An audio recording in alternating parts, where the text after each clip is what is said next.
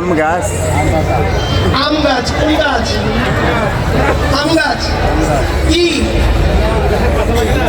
আম পাতা আম গাছ কিন্তু না, সর্বযজ্ঞে একটা বৃক্ষ দেখেছিল, কদলী বৃক্ষ। দেখুন এই গাউছিয়া হরিবাসরে স্তম্ভ কটা আছে? স্তম্ভ কটা? চারটে স্তম্ভর নিচে কিন্তু কলা গাছ দেওয়া আছে, কদলী বৃক্ষ। এই কদলী বৃক্ষ যদি না কোনো যজ্ঞে দেন, কোনো যজ্ঞ কিন্তু সুফল হবে না। আম পাতা না দিলেও চলবে, আম্রবৃক্ষ না দিলেও চলবে, কিন্তু ইতি গন্ধে পুষ্পে কদলী বৃক্ষ দিতেই হবে। কেন? এই কদলী বৃক্ষ জন্ম কোথা থেকে জানেন? দেবী দুর্গার বাম স্তন থেকে জন্ম।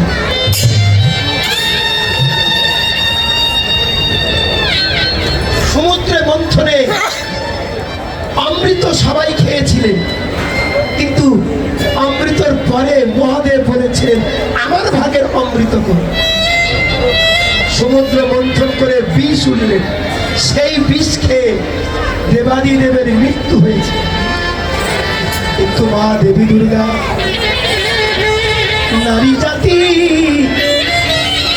কাছে সুধা ছিল, সেই সুধাটাই গৌর, সেই সুধা দিয়ে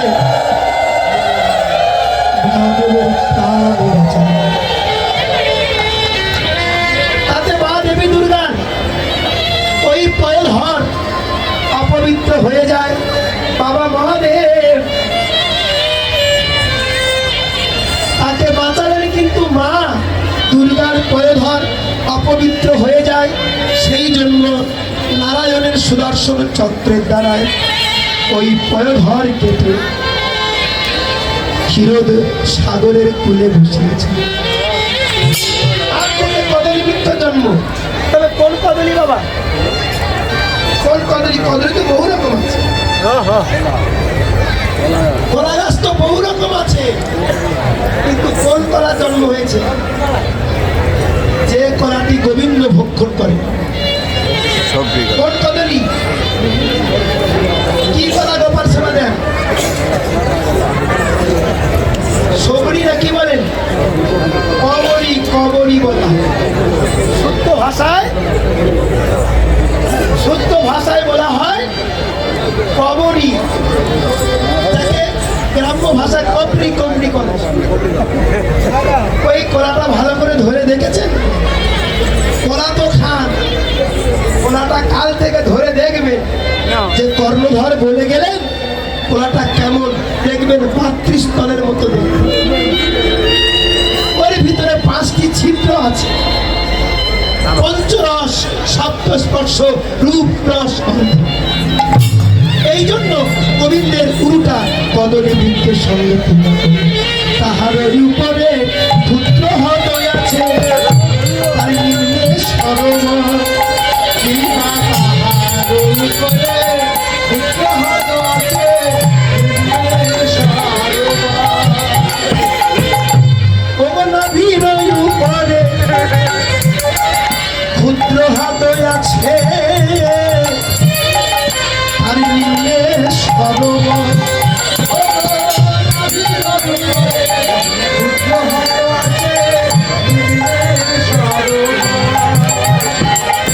সরোবর করি নীলমণি দোলে দুলিতেছে নিরন্তর।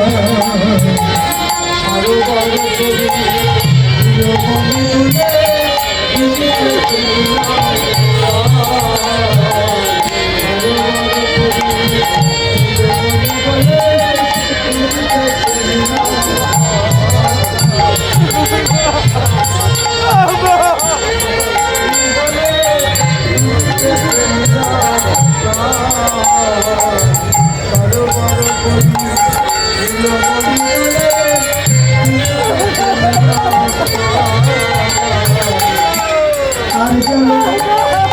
কি দেখিলাম যমুনার কূলে,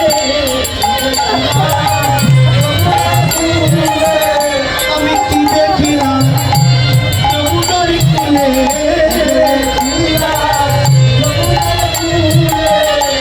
দেখে মন প্রাণ গেল ভুলে, তাই ভুল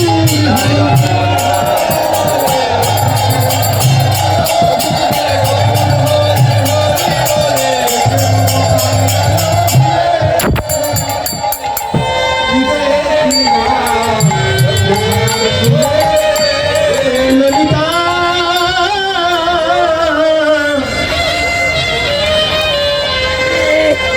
আর কি দেখলাম জানিস, দোলার দুপাশে দুই স্তম্ভ আছে,